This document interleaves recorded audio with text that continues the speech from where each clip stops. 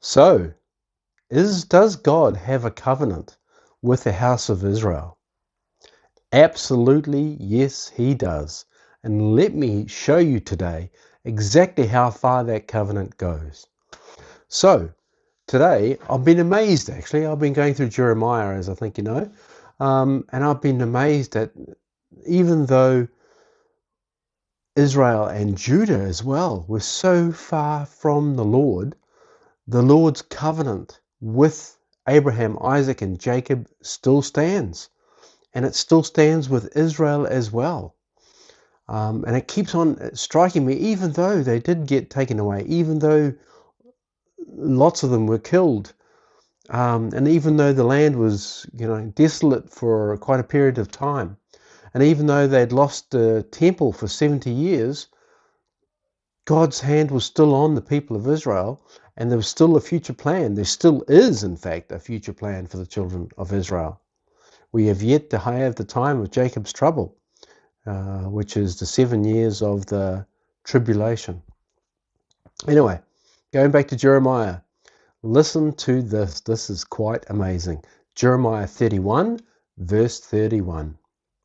Behold, the days are coming, says the Lord, when I will make a new covenant with the house of Israel and with the house of Judah, not according to the covenant that I made with their fathers in the day that I took them by the hand to lead them out of the land of Egypt.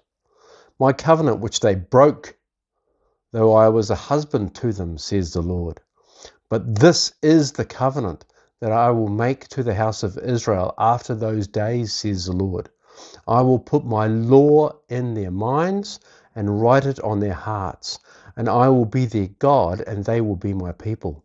So that's actually speaking of the new covenant, which of course came about through Jesus. And no more shall every man teach his neighbor, and every man his brother, saying, Know the Lord. For they all shall know me, from the least of them to the greatest of them, says the Lord. For I will forgive their iniquity, and their sin I will remember no more. Definitely the new covenant, right? But this is the next part, which is just amazing.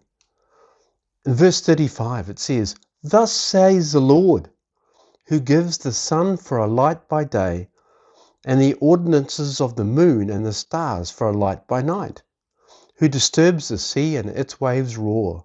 The Lord of hosts is his name. If those ordinances depart from before me, says the Lord, then the seed of Israel shall also cease from being a nation before me forever, thus saith the Lord. That's phenomenal. Basically what Jesus is saying and what God is saying, and he repeats it in a couple of chapters later. He repeats exactly the same sort of thing. What he's saying is and this is Jeremiah prophesying to Israel and to the people, specifically at this stage of Judah. He's saying, as long as the sun and moon and stars are in the sky, my promise and my covenant with Israel will never cease. Isn't that crazy? That's just, wow. That's amazing. So God definitely still has a plan, and he has a purpose for Israel.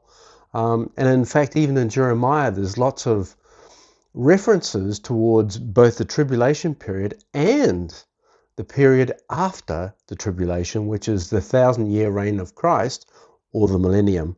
And of course, where is Jesus going to reign from in the millennium? You got it.